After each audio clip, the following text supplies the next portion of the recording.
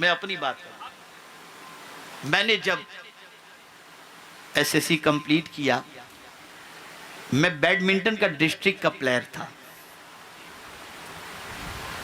अल्लाह ताला जज़ाए खैर अता फरमाए और करवट करवट जन्नत के जलवे नसीब फरमाए।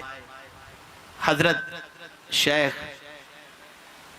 नूर मोहम्मद साहब मारफानी रहमतुल्लाह ताला अलैह को, जो हुजूर मुफ्ती आज़म हिंद रहमा के खलीफा थे, मस्जिद रज़ा के करीब हम रहते थे। जहन साजी उन्होंने मेरी की दीन के रास्ते पर आने के सिलसिले में, और फिर उसके बाद हजरत उस्तादी की खिदमत में मुझे भेजा गया।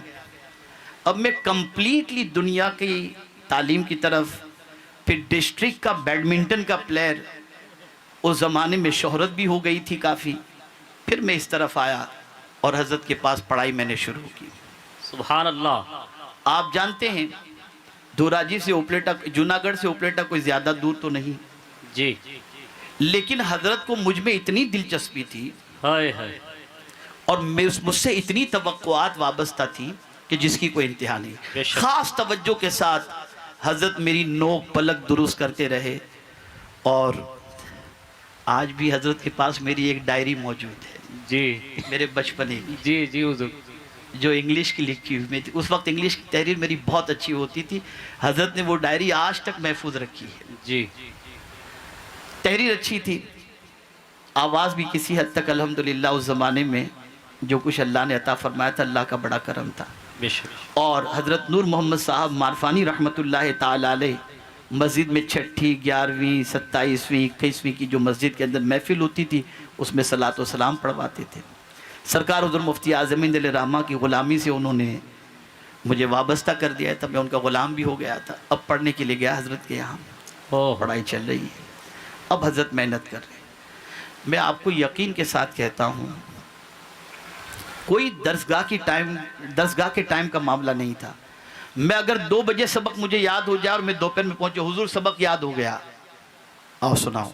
सुभान अल्लाह। असर के बाद पहुंचूं, हुजूर मेरा सबक एक सफ़ा याद हो गया, सुनाओ।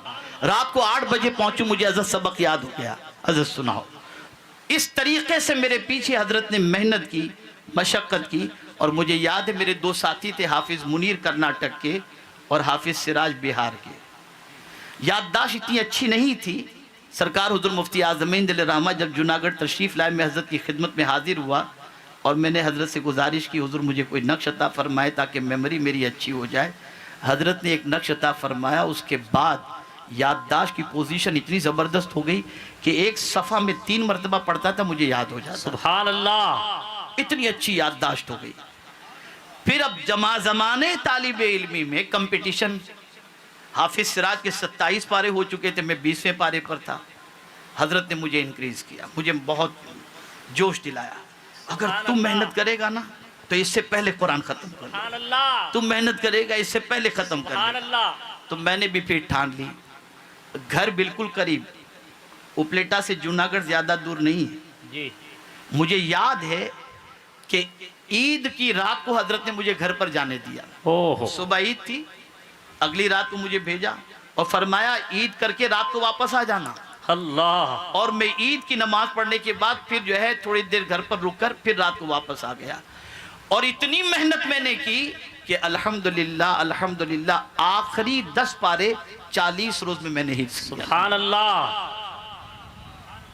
सुभान अल्लाह।